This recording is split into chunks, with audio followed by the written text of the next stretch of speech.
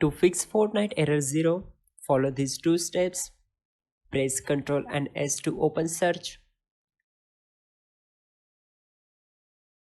Type CMD.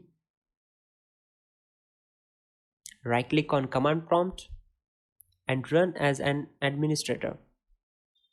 Now type command sfc /scan now and hit enter.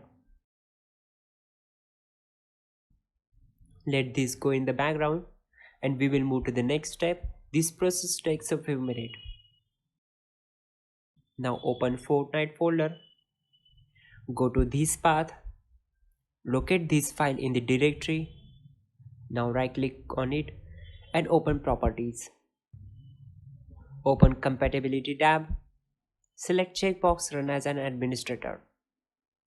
Now once sfc command completes, restart your computer and you can run Fortnite. You're good to go.